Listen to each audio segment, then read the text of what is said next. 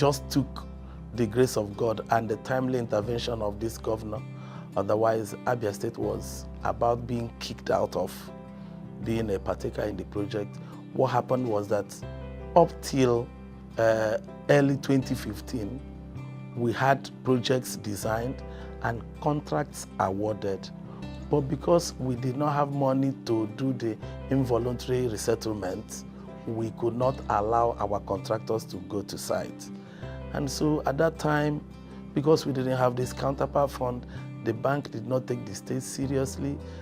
Even the designs that were being churned out by our consultants were not given attention at the federal level. So we are not too sure whether we are part of the game, really.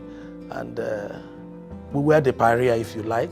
And each time we went for a meeting or review, we could be sure Abia State would always come last. So it wasn't funny being from Abia State in each of those gatherings. Governor Ikpeazu came online. The moment he became the governor, we cried to him. He gave us the first 50 million naira that enabled us to do compensation in the 3 sites that were already awarded. That money came in December 2015, and those who actually called us old map now saw that indeed we were new map. We got our biggest break when the World Bank team visited Abia State and met with the governor June of that 2015, and the governor cried to the bank to look into how to ameliorate the flooding issue in Abia. And the project here was asked to raise a TOR for an emergency intervention in Abia, which we did, and the bank approved it. The consultants prepared the best design possible, and so we are at the verge of awarding contracts for the remediation of flood in Orata, in Abia, in Umuabai, and that is Ubohe Road. And then we have designs ready for Ndiegoro, and we have designs ready for Ifobara Pond. And by the time we are done with that in Abia, we wear a new look. Abia, for us, is the center of Nigeria as far as commerce is concerned. And if we can handle flood, then it means that we are boosting the economy, not just for the state, but for the nation. I made a presentation to the World Bank that we want to introduce a cluster approach to tackling of erosions, because we find out that erosion, there are incipient gullies, which early intervention has a way of reducing its major impact over a period of time. That is to say, something that can take you 40, 50 million to do today, leaving it in the next 3, 4 years might cost you about 200 million or 300 million or more. So we have found out that we need to gradually identify all those gullies and incipient gullies found from Abia North down to Abia side and take them in batches. Now we are doing them in clusters. We identified about 30 of them, which the governor has insisted that we should step in to ameliorate as soon as possible. We made a presentation to the World Bank, and they've accepted our presentation and said that we should now handle it through in-country shopping. I identified that there has been a window, really, where projects that fall within the band of $100,000 to $100,000, you can do it under in-country shopping, whereby you do not, all you require is just World Bank no objection for you to advertise locally and get the contractors to move into site. This project has a project development objective, which is to reduce vulnerability to soil erosion in targeted subcatchments, to reduce vulnerability to soil erosion. So it's all encompassing. One, where there is already existing gully, we remediate it. And two, we guide our people through activities that will make sure that such gullies do not start again, and that whatever incidents of gully erosion that may arise from that community or that targeted subcatchment is reduced and possibly stopped totally. So there is a watershed concept in what we do. We look at the entire area that is served around where we operate, and we make sure that the treatment is not just on the gully or along the gully spots, but the entire livelihood area that encompasses, that affects, that give rise to the gully that we are trying to remediate. The underground flood control channel that will comprehensively tackle flooding in Abia. That way we think that it will improve the level of commerce, because the government at the moment is making strenuous efforts to bring to the knowledge of the world the ingenuity of the typical Abia person by promoting made in Abia products, and indeed made in Nigeria products. And we're trying to market this to the world. That has led to the governor sending about 30 people to China, where they've learned automated shoemaking. And the governor has also gone ahead to import machines such that we will have greater number of goods produced, at a reduced manner than it used to be. I tell you, at the moment, in the Nigerian army, the police, the immigration have placed orders, ranging into hundreds of millions, from the typical Abia person. Our shoes now are proudly made. Most of those shoes that are, were made in China, Italy, and all that, you can find them in Abia. So I think that when that happens, it will improve the internally generated revenue, and will improve the resources available to the state. That is why I haven't even approached World Bank. Some people are saying catapult funding, yes, but these funds are going to be repaid over a long period of time and will be deducted as source. So it will improve the aspect of revenue coming to the state. When the deductions are made, it will not impact, so much on the funding available in the state. So it has indeed, the current situation has indeed affected economic life. And the incidence of gold erosion seems to aggravate our fears for the worst in the days ahead. That is why for us, gold erosion is very serious. It's almost like a question of life and death. That should be regarded as a national disaster. But most importantly, no matter how brilliant your ideas are, if your governor does not have a buy-in and give it the endorsement that is required, you can't take a step out of that. So the governor fully has endorsed it, and the governor fully gave us the liberty, to put these things together, which most importantly will address, the situation that we have found in several locations. Because he is a governor that is not myopic, he's not ethnocentric, he's not myopic, he's a governor for all. And his concern is how best should he tackle this thing across the state. And he's been worried that it takes a fairly long time before we get responses from the World Bank to get these things done. Granted, I understand World Bank's approach to these things. They have their own methodology, which you cannot ordinarily circumvent.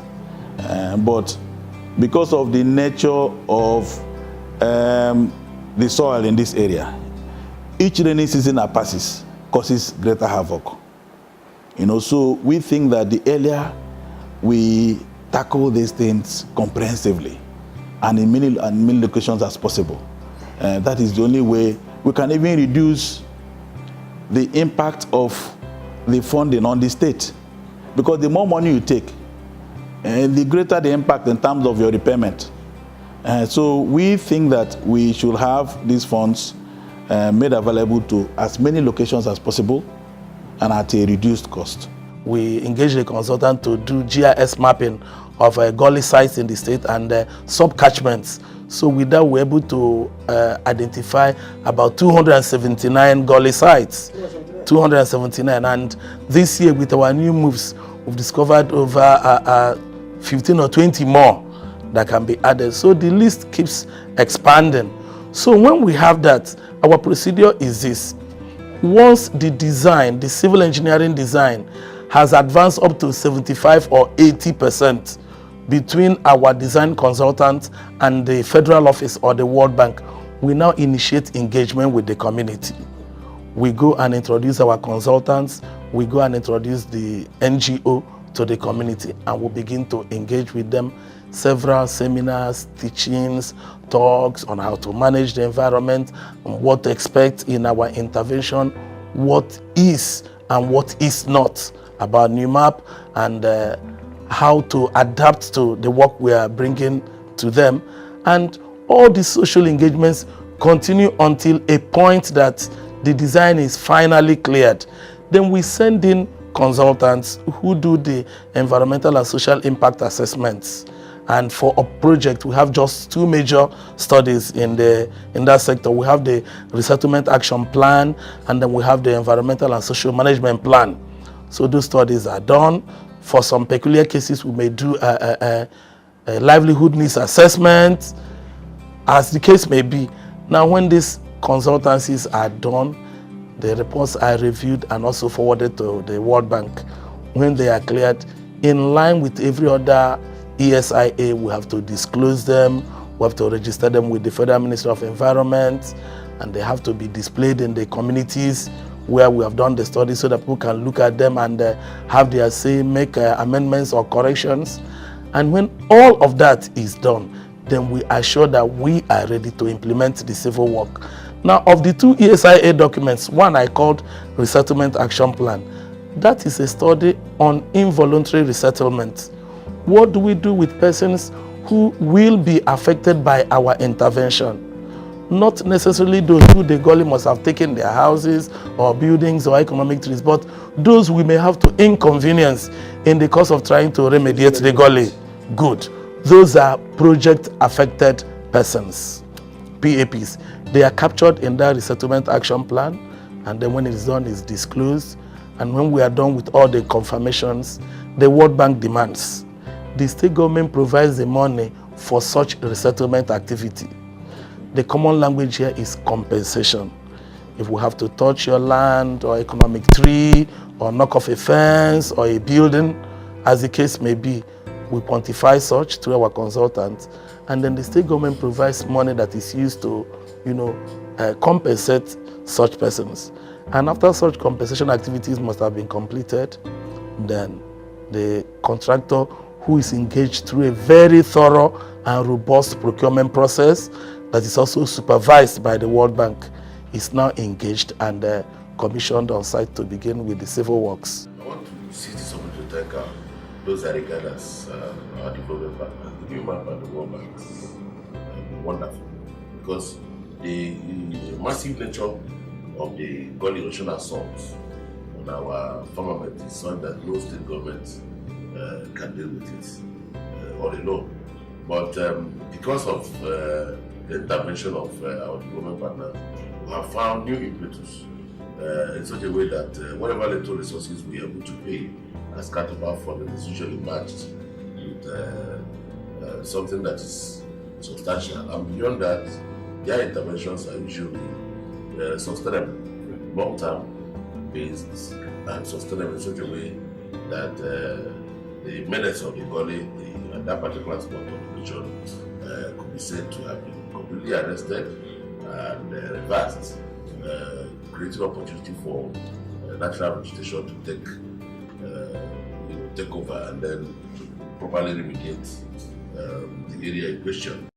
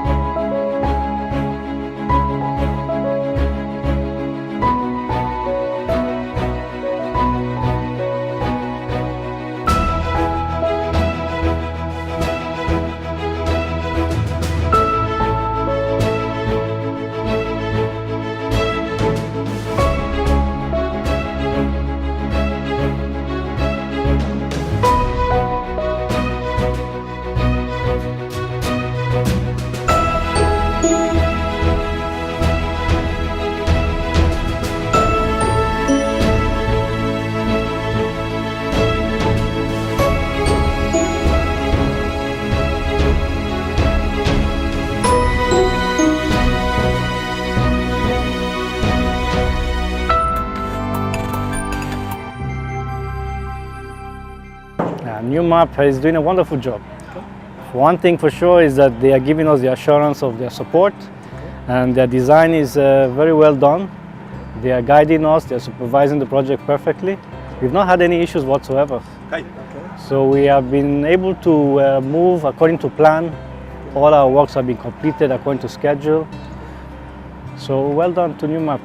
The governor of this very state, etila nyoche, otila nyoche la ehu. Anya adela obu manya garaga chọwa government.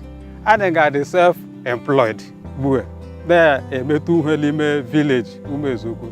Ndị nyere anya aka eji leklata konwan. Within NEWMAP did not intervene. I believe this job has stayed for about 3 years now. Okay. Yes, yeah. Had it been NEWMAP did not come in, by now all this area was supposed to have been blown off by flood. The community was so deserted, let me use that word. It was not motorable at all. And from our investigation before we commenced work, 4 to 5 lives were gone because of the gully that we came to meet. Yes, so far the funding is in linear progress. Anytime we submit our IPC, that's interim payment certificate, the World Bank and the NEWMAP will respond. First of all, NEWMAP came in after the governor won the case on a Friday. The following Monday he was here around 10 o'clock and said, no, this house will not go. I'll do some palliative work so that to prevent the house from going. Yes. So before long, contractors arrived and did the same thing, palliative work, and saved the house from just immediate collapse. Well, when somebody does well, you ask him to continue doing well.